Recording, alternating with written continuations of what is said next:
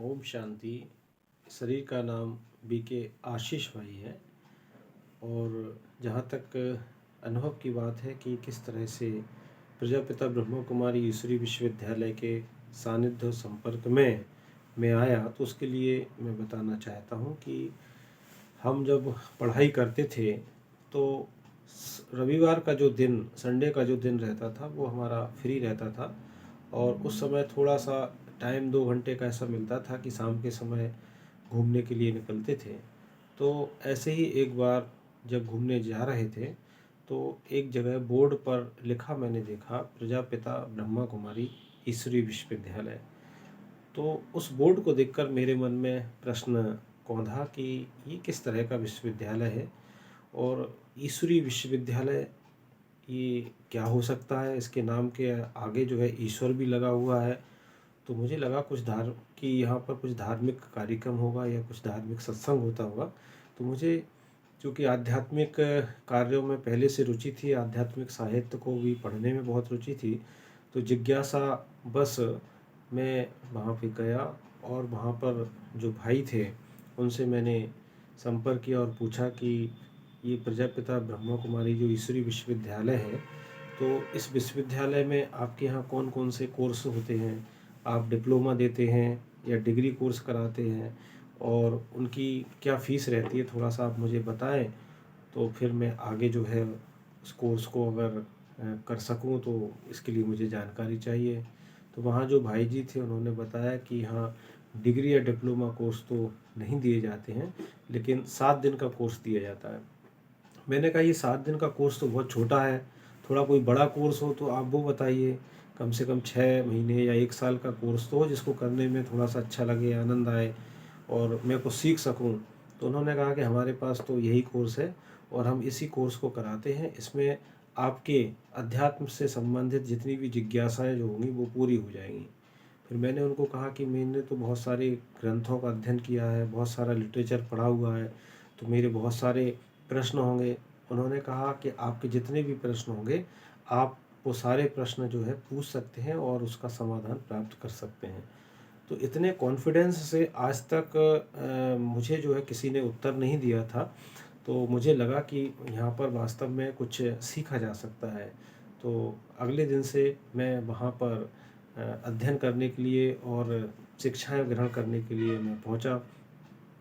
तो 5 बजे के बाद हमारा कोर्स का कार्यक्रम चालू हुआ था और वो कार्यक्रम जो है जब चालू होता था तो कम से कम 4 या 5 घंटे तक वो कोर्स चलता रहता था। रात के 10 और कभी कभी तो 11 भी बज जाते थे। वहाँ जो दीदी रहती थी वो थोड़ा सा इस तरह के जो लंबा कार्यक्रम जो कोर्स का खिंचता था उससे थोड़ा सा उनको ऐसा लगा कि ये जो है कहीं ना कहीं हम जो है वहाँ की और व्यवस्थाओं के लिए थोड़ा सा व्यवधान पैदा कर रहे हैं। तो उन्होंने कहा कि ऐसा है कि अब आप जो है क्लासरूम में कोर्स ना करा के, जो भाई वहाँ नियमित थे उनको कहा कि आपको एक हम रूम दे देते हैं, छत पे है, अब वहाँ जो है आराम से जो है एकांत में इनको भाई जी को कोर्स कराया करो ताकि हमारी अन्य व्यवस्था सुचारू रूप से चल सकें।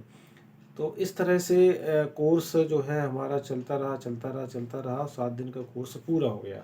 7 दिन का जब कोर्स पूरा हो गया तो भाई जी ने कहा कि अब आपके जो प्रश्न है आप पूछ सकते हैं। लेकिन मैं समझता हूँ कि तब तक मेरे पास में कोई प्रश्न रह नहीं गया था। अब मुझे केवल अनुभव करना था कि योग कैसे लगाते हैं और ईश्वर की अनुभूति किस तरह से की जाती है।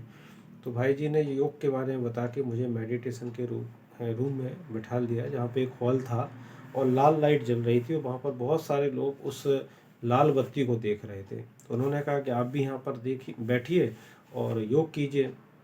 तो मुझे कुछ ज़्यादा समझ में तो नहीं आया, लेकिन मैं, भाई जी ने चूँकि कहा था तो मैं वहाँ जाके बैठ गया। मैं भी वो लाल बत्ती की तरफ देखने लगा। अब सब लोग इतने गौर से और तल्लीन होकर देख रहे थे, 1-1 घंटे 1.5-1.5 घंटे से लोग उसमें देख रहे थे, लेकिन मुझे तो कुछ उसमें दिखाई ऐसा खास दिखाई नहीं दे रहा था। तो मैंने उनसे कहा कि भाई आप उसमें ऐसा इतनी गहराई से क्या देख रहे हैं। तो मुझे तो कुछ नहीं दिख रहा उसमें। कह रहे नहीं नहीं, अभी आपको, आप नए हैं, फर्स्ट टाइम है आपका, धीरे धीरे जो है आपको दिखेगा। लेकिन मैंने बहुत प्रयास किया। 1 हफ्ता निकल गया, 15 दिन निकल गया, 1 महीना निकल गया, लेकिन मुझे कुछ ऐसा ख़ास कुछ नज़र नहीं आ रहा था कि जिसको मैं कह सकूं कि हाँ कि योग के लिए जो है कुछ मेरी अनुभूति हुई है। तो थोड़ा-सा मन में ये भी आता जा रहा था कि शायद हो सकता है कि योग के लायक ही हम ना हों। लेकिन फिर भी एक अच्छा माहौल और अच्छा संग वहाँ पर लोगों का मिल रहा था। लोग वहाँ जो आते थे वो अच्छी बातें करते थे, पॉजिटिव वाइब्रेशन रहता था। तो जब भी मुझे समय मिलता था, मैं सेंटर पर चला जाता था शाम के समय ज़्यादातर, और वहाँ सभी भाई-बहनों के साथ में बैठ के अच्छी बातचीतें करते थे। मुरली का जो है वो सुनने को वहाँ पे मिलती थी, वो भी मुझे अच्छी लगती थी। फिर धीरे-धीरे एक बार ऐसा हुआ कि योग के कक्ष में हम लोग बैठे हुए थे, और मुझे अचानक ऐसा लगा कि मैं शायद वहाँ कक्ष में से जो है कहीं ध्यान मेरा बाहर चला गया। और उस अवस्था में मुझे ऐसा लगा कि ये चारों तरफ का जो है वो मुझे कुछ भी नहीं दिखाई दे रहा था। और जब मुझे मैं अपने उसमें कॉन्शसनेस में आया जब मैं अपने कॉन्शसनेस में आया तो मैंने पाया कि सभी लोग वहाँ बैठे हुए हैं, और लगभग घड़ी का जो समय है वो 1.5 घंटा हो गया था। लेकिन मुझे उस समय का बिल्कुल पता नहीं लगा, लेकिन बहुत ही सुख की अनुभूति उस समय पे हुई थी। तो मुझे थोड़ा-सा जब मैंने ये अनुभव अपने हमारे कोर्स को कराने वाले जो भाई जी थे उनको बताया, तो उन्होंने कहा कि हो सकता है कि आपके रास्ते जो है धीरे-धीरे खुल रहे हों।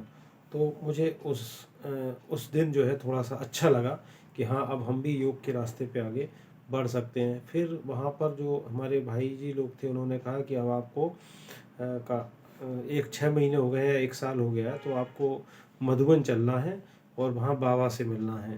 तो बाबा मतलब भगवान से मिलना है। तो मैंने सोचा कि भगवान से कैसे मिला जाएगा, और अगर वास्तव में भगवान से मिला जा सकता है तो ये तो बहुत ही सौभाग्य की बात होगी।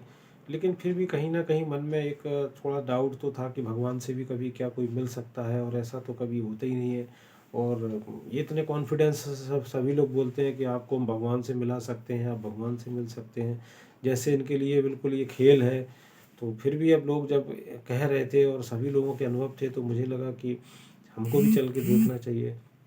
तो माउंट आबू एक्चुअली वो आबू रोड को कहा जाता है, और उसी को मधुबन वहाँ पर कहा कहते हैं, जहाँ पे उम, बाबा आते हैं, भगवान आते हैं। तो मैं भी वहाँ पे पहुँचा, और जिस दिन बाबा को आना था या भगवान को आना था, वहाँ पे शिव बाबा को आना था, तो उस दिन जो है मैं तैयार होके सबसे पहले जो है सबसे आगे की लाइन में जाके बैठ गया कि भगवान आए तो मुझे जो है बिल्कुल उसको जो है मौके को अवसर को छोड़ना नहीं है, और पूरा जो है उसका लाभ लेना है। इस दृष्टि से मैं वहाँ बैठा था। तो उसके बाद वहाँ पर बहुत अच्छी-अच्छी क्लासेस हुई, सूरज भाई की क्लासेस हुई।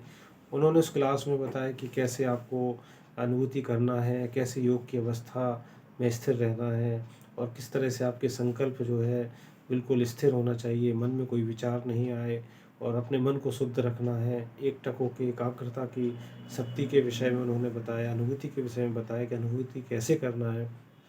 और उसके बाद फिर वो क्षण आया जब बाबा की पधरामणि होनी थी। तो मैंने देखा स्टेज पर दादी गुलजार जी आईं, उन्होंने सभी को बहुत प्यारी मीठी दृष्टि दी, और फिर वह योग की अवस्था में जब बैठी, उन्होंने शिव बाबा का आह्वान किया।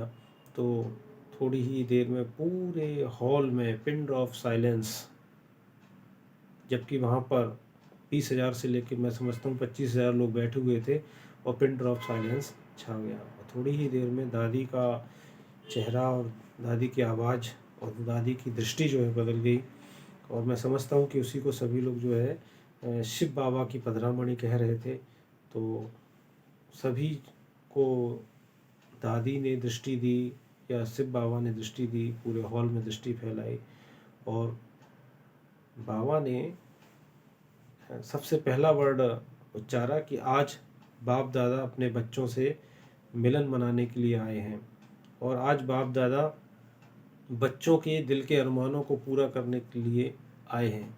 तो आप बच्चे जो भी दिल में आपके अरमान हैं, जो भी संकल्प करना चाहो, आज बाप दादा उसे पूरा करेंगे। बाबा ने 3 बार ये बात बोली कि आप बच्चे जो भी संकल्प करना चाहो, आज बाप दादा आप सबके संकल्पों को पूरा करने आए हैं। आप मन में कुछ भी संकल्प लाके सोच सकते हो। तो मन में विचार आया कि जब सामने मान लीजिए यदि भगवान है ही, और वो जब कह रहे हैं तो अपने को इस मौके को चूकना नहीं चाहिए। तो हमने अपने मन में सोचा कि बाबा यदि बहुत सारा धन आए तो हम और अच्छी सेवा कर सकते हैं। अपने सामर्थ्य के अनुसार तो सेवा कर ही रहे थे, लेकिन और भी अगर अच्छा आ जाता है पैसा तो और अच्छी रीति से उसको कर सकते हैं। तो ऐसा 2-3 बार इसको जो है संकल्प को वहाँ पे हमने सोचा और फिर योग में बैठ गए। तो बाबा ने फिर थोड़ी ही देर में रिस्पॉन्ड दिया कि बच्चों को बाप से प्यार नहीं है, बच्चे पैसे को ज़्यादा प्यार करते हैं। तो वहाँ फिर मुझे लगा कि ये बात तो केवल मैंने अपने मन में सोची थी और बाबा को ये कैसे पता पड़ गया। तो फिर मुझे लगा कि ये तो दिल की बात को जानने वाले केवल एक ही दिलाराम हो सकते हैं और कोई तो ऐसा नहीं कर सकता है। तो वहाँ से मुझे ये पता लग गया कि भगवान ना केवल हमारे मन की बातों को सुनते हैं, मन की बातों को जानते हैं, बल्कि वह उनको पूरा भी करते हैं। तो वहाँ से फिर मेरा एक नया आध्यात्मिक जीवन का जो है शुरुआत हुई और उस पथ पर फिर हमने पीछे मुड़ के नहीं देखा और जो भी बाबा की सेवाएं होती हैं उसको जो है सिरोधार करके हम लोग आगे बढ़ते रहे हैं। पुरुषार्थी जीवन में मैं यही कहना चाहूँगा कि जो भी हमें सेवा का चांस मिलता है उसमें हम केवल हाँ जी कहना सीखें तो अपने जीवन में हम बहुत आगे बढ़ सकते हैं। ओम शांति।